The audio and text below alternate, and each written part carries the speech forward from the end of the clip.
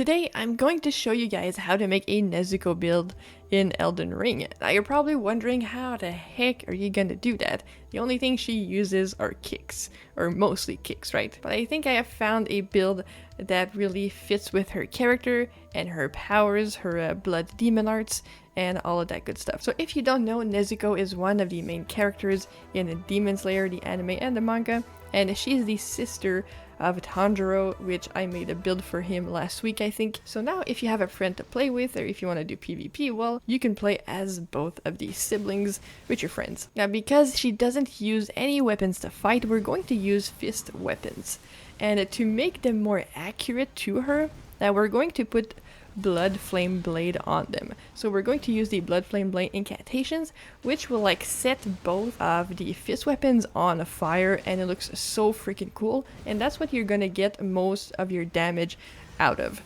Now the ones we're going to use can also cause bleed, which is why we'll be putting a bit of points into Arcane just to get that blood build up higher. But this build will not be focused on Arcane, it'll be focused on Faith and Dexterity, because we'll have to use Keen for affinity for our main weapons, or else we won't be able to use the Bloodflame Blade incantation, which is unfortunate, but you know, we are losing out on a bit of damage there, but you know, it's still pretty fun and still pretty good. And next, to simulate her blood demon art and how she can basically just set fire to everything, we'll be using Blood Boon incantation as well as the blood Talon. Now if you want to have a better look to the character, you can use Flame Grant Me Strength, because it makes her like glow red. That and the Bloodflame Blade on the fist weapons just look freaking amazing, and it's really awesome. So the Blood Boon is practically the only long range. Everything else is really in your face.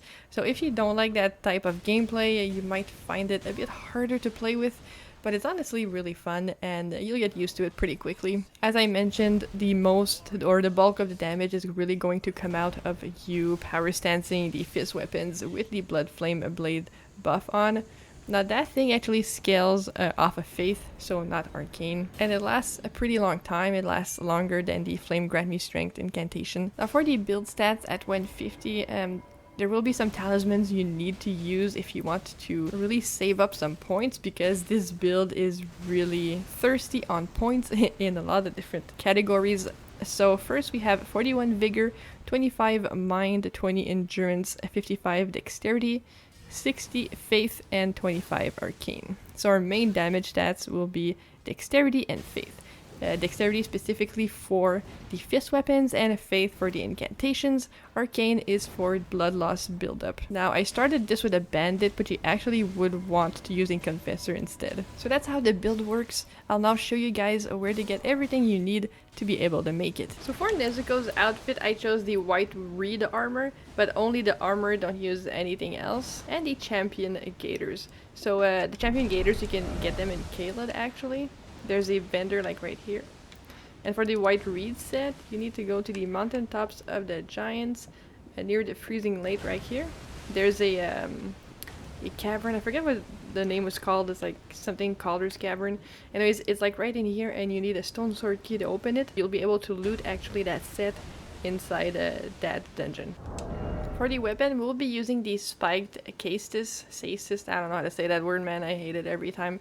But you want to use the spiked version because it causes blood loss buildup. Now to find these, you want to go to Kaled, and there is an isolated merchant right in this little abandoned shack right here, and you can buy it directly from him. Now one thing to keep in mind, you only need one of these.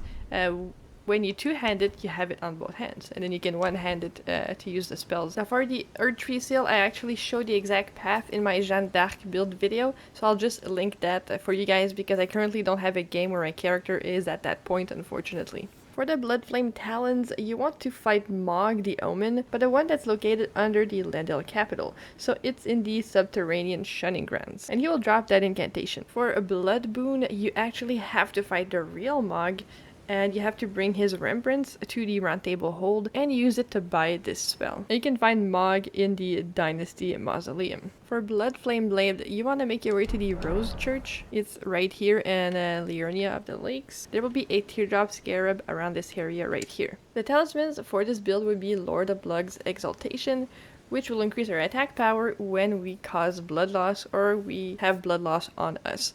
So you can find that in the capital in the subterranean shining grounds, and once you go down there you can find the Landel catacombs and you'll have to fight Esgar, Priest of Blood, to get that drop. You'll notice all of these things are pretty endgame. So for the Rotten Winged Sword Insignia, which will increase our attack power with successive attacks, it's really good for this build because we're gonna do a lot of up close hits, power stancing the fist weapon. So you'll be able to get this insignia after completing Millicent's questline and helping her instead of siding with her sisters. If you don't have that one, or if you're not at that point yet in the game, you can get the regular winged sword insignia. Or better yet, you can just choose Millicent's prosthesis, which to get is pretty easy. You just have to defeat her when you meet her at Windmill Heights after you defeat one of the Godskin Apostles, and you just defeat her there and you'll be able to get this talisman. Now for the Flock Canvas's talisman, it's also related to Millicent's questline.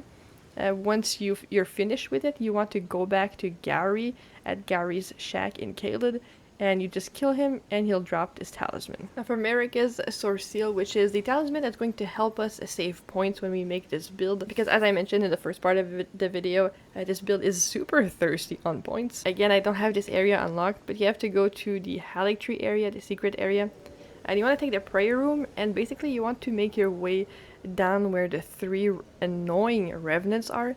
And once you make your way completely through that corridor, there'll be a room with a fog wall and you need a stone sword key to open it, and the Sorceal will be in there. Finally, for the Ash of War on our weapon, we'll be using Lifeseatl Fist. You can get that from a teardrop scarab in Caleb.